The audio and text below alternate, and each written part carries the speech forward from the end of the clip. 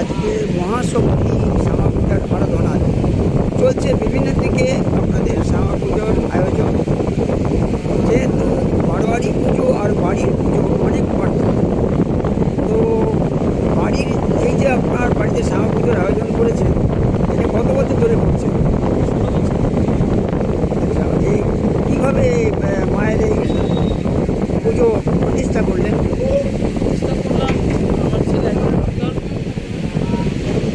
ও কোনো সময় একটা চিকিৎসায় একটা সফলতা পেয়েছিল, তার থেকে ও কিন্তু শক্তি আরাধনা ও বিশ্বাসী ছিল এবং ও বলতে না শক্তি পুজো করতে হবে।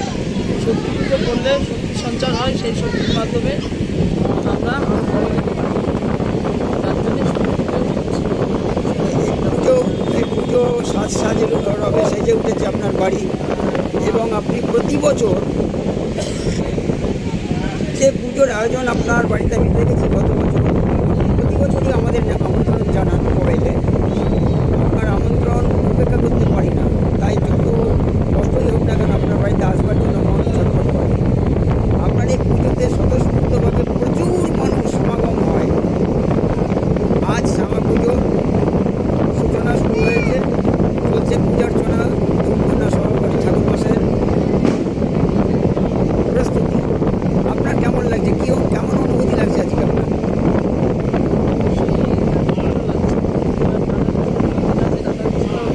পূজা হয়, তারপরে আমি একই সঙ্গে পাশাপাশি এই শক্তি পুজোটাও রেখেছি, এবং এই শক্তি পুজোটা হয় আমার প্রায় 4 দিনের প্রোগ্রাম।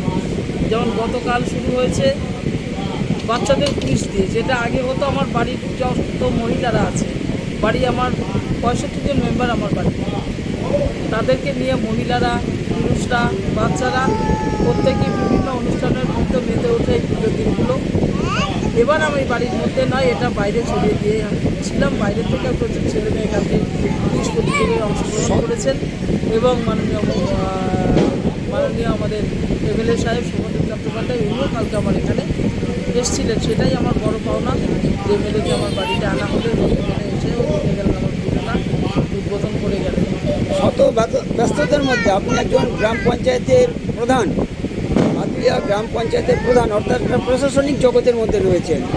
এত কিছু চিন্তা ভাবনা করার পরেও পুজোতে যে মনোনিবেশ করেছেন, এই মনোনিবেশের এই মনোবল পান কোথা থেকে?